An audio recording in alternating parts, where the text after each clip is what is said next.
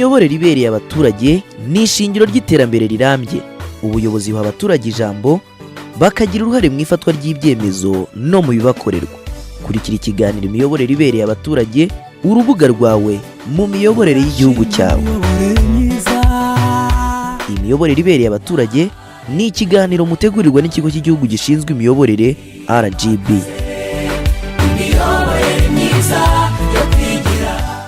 Turabasuhuje kandi tubahaye ikaze mu kiganiro cyacu imiyoborere ibereye abaturage mutegurirwa n'ikigo cy'igihugu gishinzwe imiyoborere RGB. Uyu munsi turaganira ku mavugururwa yakozwe mu itangazamakuru mu Rwanda, media sector reforms, ndetse n'icyerekezo igihugu kiganisha mu rwego rw'itangazamakuru. Imwe mu nshingano z'ikigo cy'igihugu gishinzwe imiyoborere RGB ni uguhuza ibikorwa byose bifite aho bihuriye n'itangazamakuru no kureba niba politiki nshya y'itangazamakuru ishyirwa mu bikorwa uko iteganyijwe.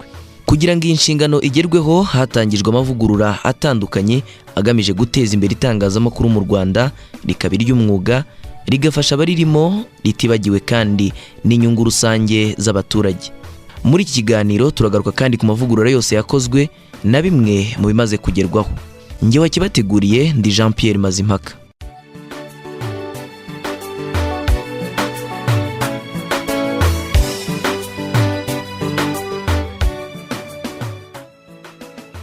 Twongeye kubaha ikaze mu kiganiro cyacu imiyoborere ibereye abaturage, aho tugiye kuganira ku mavugurura yagiye akorwa mu itangazamakuru guhera mu 2011. Mu Rwanda hagiye haba amavugurura atandukanye mu itangazamakuru.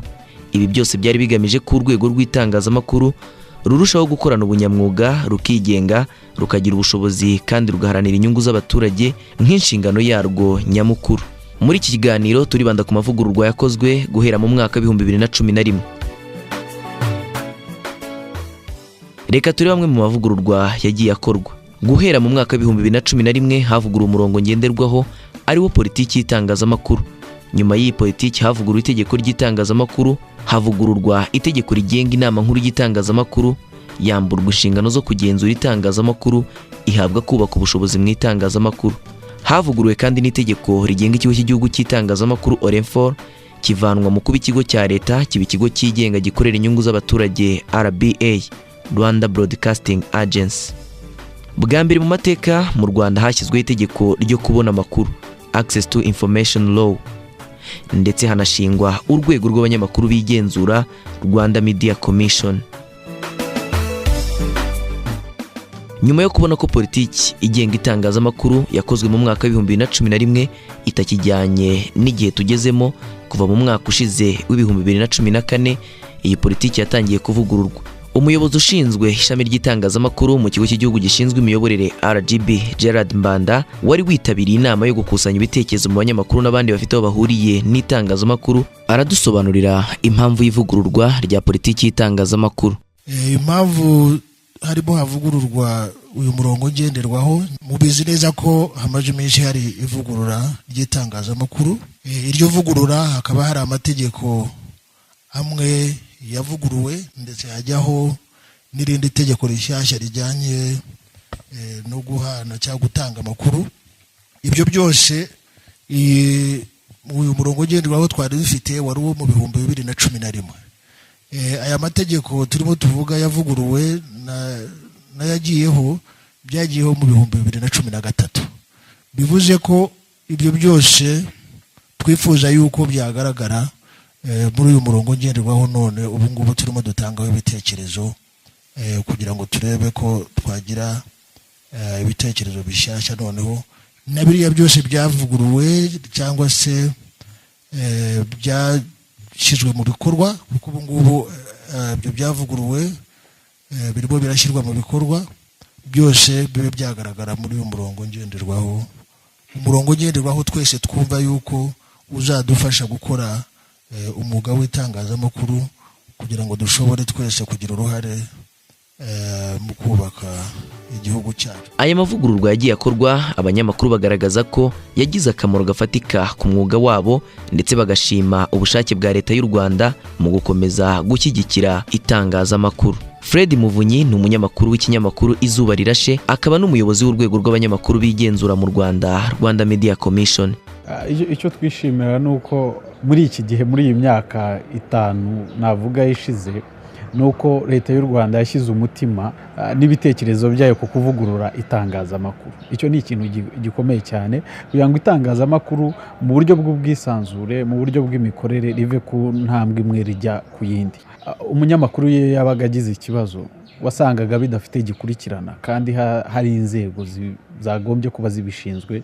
Uyu munsi ni ikintu gitandukanye, ni impinduka yabaye. Hariho Rwanda Media Commission ibikurikirana umunsi ku wundi, kandi imbuto cyangwa se umusaruro birimo biragaragara, kuko ntabwo ukibona umunyamakuru ufungwa n'ufunzwe mushobora kugenda mukabivugana n'inzego bireba akaba yavamo. Icyo ni icya mbere, ubuvugizi ku itangazamakuru, cyane cyane ubwisanzure bw'itangazamakuru. Icya kabiri nuko noneho na ya makosa abantu bakoraga agenda, twebwe tubona yuko agenda agabanuka. Aho tumaze kugeraho tukaganira n'aba bantu, ubona yuko abantu bagira nuza sense of responsibility, kumva bumva barajwe ishinga n'ibyo bandika, nuko rubanda abaturage bari buze kubibona. Icyo ni ikintu gikomeye cyane. Ariko noneho ikindi kintu kirenze ibindi bintu byose nuko ari abaturage, ari abanyapolitike, ari abanyamakuru n'abandi ba partners, abaduha amafaranga, bo dufatanya mu iterambere ry'igihugu, bose umutima bawushize noneho ku itangazamakuru muri iki gihe. Yego bareba n'ibindi, ariko noneho ubu ngubu itangazamakuru ryitaweho. Ibi byanagarutsweho kandi na Silvanus Karemera, umunyamakuru w'ikigo cy'igihugu cy'itangazamakuru RBA, agaragaza ko ashima umuhate leta y'u Rwanda ifite mu gushyigikira itangazamakuru. Iyo ubonye umuhate leta y'u Rwanda uyu munsi ishyiramo kugira ngo itangazamakuru ritere imbere, ubona bitandukanye n'ibindi bihugu duturanye. Ibindi bihugu ibinyamakuru birirwariza, ikinyamakuru kirirwariza, haba ari mu banyamakuru bwabo kubaho ubushobozi, haba ari muri content z'ibinyamakuru byabo, haba ari mu mahugurwa. Usanga ibinyamakuru byirwariza bishakisha correspondence hirya no hino mu bitangazamakuru byo mu bindi bihugu kugira ngo bazamure ubumenyi bwabo. Ariko uyu munsi urebye nk'ahangaha ni muri iyi nama zikorwa, iyo urebye kino kigo urwego rwo kwigenzura kw'abanyamakuru RMC, ukareba amategeko yagiye ashyiraho yorohereza abanyamakuru, ukareba rero itegeko rivuga yuko umunyamakuru afite uburenganzira kugira ngo ahabwe amakuru n'impande zitandukanye, ubwo ndavuga za minisiteri, abayobozi, abantu batandukanye. Usanga ari ibintu byinshi cyane. Amavugururwa yakozwe mu itangazamakuru kandi yatumye umubare w'ibitangazamakuru wiyongera. Iki nacyo kikaba kimwe mu bigaragaza intambwe igenda iterwa muri uyu mwuga, nk'uko Berkane Nzabagerageza, umunyamakuru wa Radio KFM, yabigarutseho mu kiganiro twagiranye. Iyo urebye itangazamakuru nko mu myaka 20 ishize, ukareba aho tugeze ubu mwaka wa 2015, ubona ko hari ikintu kinini cyahindutse mu buryo bubiri. Bwinshi bw'ibitangazamakuru, ibinyamakuru byariyongereye ubwabyo byandika, hanyuma amaradiyo yariyongereye, hanyuma hazana itangazamakuru ishya rigendeye ku ikoranabuhanga rikorera kuri internet, naryo ryiyongera cyane. Iyo ni intambwe ikomeye cyane, kandi kugira ngo bigerweho nyine amategeko yabifashijemo, kuko hari igihe bitashobokaga ko umuntu yashinga ikinyamakuru cyangwa radiyo. Iyo rero ni impinduka ikomeye. Impinduka ya kabiri ni uburyo bw'imikorere. Uburyo bw'imikorere, urebye uburyo abantu bandikaga cyangwa bakoraga ibiganiro byabo ku maradiyo mu myaka tuvuge nk'iya 2005 na 2003 kuzamuka kugera ubu ngubu, ubona ko hari igihinduka kuri bamwe, ariko hakaba n'abandi badahinduka. Mu mavugururwa yakozwe kandi hanavuguruwe itegeko rigenga inama nkuru y'igihugu y'itangazamakuru, Media High Council. Bimwe mu by'itegeko rishyiraho ryayihaga birimo ububasha bwo kugenzura itangazamakuru, gukora ubuvugizi no gutanga uburenganzira ku bitangazamakuru bishya bivanwaho, isigarana kubaka ubushobozi bw'itangazamakuru. Peacemaker Mbungiramihigo, umuyobozi w'inama nkuru y'igihugu y'itangazamakuru, asanga aya mavugururwa yagiye akorwa ari umusemburo mwiza ukwiye kubakirwaho mu kugeza heza itangazamakuru mu Rwanda. Kuvaho Rwanda Media Commission ishyiriweho ikagenga kugenzura abanyamakuru ubwabo, byahaye urubuga rusesuye ibitangazamakuru mu gukora mu bwisanzure. Icyo akaba ari kimwe mu byo twishimira nk'inama nkuru y'itangazamakuru. Ibimaze gukorwa rero nabyo twishimira nuko kuva ubwo bushakashatsi twavuze inama nkuru y'itangazamakuru yakoze bugaragaza ibigomba kwitabwaho mu guteza imbere itangazamakuru no kuryubaka, nuko ubu ngubu hamaze gutegurwa amahugurwa atandukanye aha ubushobozi bw'ibanze ibitangazamakuru bigifite ibibazo by'abakozi badafite ubumenyi buhagije. Icyo ni icya mbere. Icya kabiri twishimira nuko nanone hamaze kubaho kugaragaza ko ubumenyi bw'ibanze budahagije mu itangazamakuru rigomba kugendana n'ibihe, bikagerana n'ibihe n'iterambere ry'igihugu, ko ahubwo abanyamakuru bagomba kugera ku rwego noneho rwo kubona n'ubushobozi bwo kuba abantu bafite ubumenyi bwisumbuyeho. Gusa ariko abanyamakuru baracyagaragaza ko hari byinshi bigomba gushyirwamo imbaraga, haba kuri bo ubwabo ndetse no kubashinzwe gukurikirana ishyirwa mu bikorwa ry'amategeko agenga umwuga w'itangazamakuru mu Rwanda. Abanyamakuru bagaragaza ko mu nyandiko amategeko y'itangazamakuru mu Rwanda asobanutse. Aba ni bamwe mu bo twaganiriye n'ibyo bumva by'ingenzi bikwiye gukomeza kwitabwaho. Amategeko ni meza nk'uko nabikubwiye mu myandikire, ariko abantu ntibayubahiriza. Kuko hari utubahirizwa. Ntukumve umuntu avuga ngo self censorship, biriya byo kwibuza gutara inkuru ngo ugire ngo hari uwabura gutara inkuru nziza azi ko iri buhindura ibintu, azi ko iri bugirira abantu akamaro, kandi nta mategeko yishe ngo abireke abishaka. Haba hari impamvu. Ubwisanzure bwose buriho aho ubumaze kugerwaho ntabwo bwaba ari ubwisanzure nyabwo igihe bitabyaje umusaruro. So n'ubutumwa ku banyamakuru n'abandi bose kugira ngo ubu bwisanzure bukoreshwe. Abakora debate ibiganiro kuri ku maradiyo no ku mateleviziyo bibe hard talk yenyewe. Ufite inshingano asobanura ibyo akora, ufite igitekerezo nawe agitanga. Abanyamakuru kandi baha ubutumwa bwihariye bagenzi babo, babasaba ko bakwiye gukuza ubunyamwuga, bagaha agaciro icyo bari cyo kuruta izindi nyungu zose. Uyu ni Silvanus Karemera umaze imyaka irenga 10 mu itangazamakuru, ubu akaba akorera ikigo cy'igihugu cy'itangazamakuru RBA. Avuga ko kugerageza gukorana ubunyamwuga ari byo byamufashije mu kazi ke. Icyambere umunyamakuru agomba kumenya ko ari umunyamakuru. Cyakabiri ugomba kumenya impamvu wagiye mu itangazamakuru. Cyagatatu ugomba kumenya niki umariye societe we nk'umunyamakuru.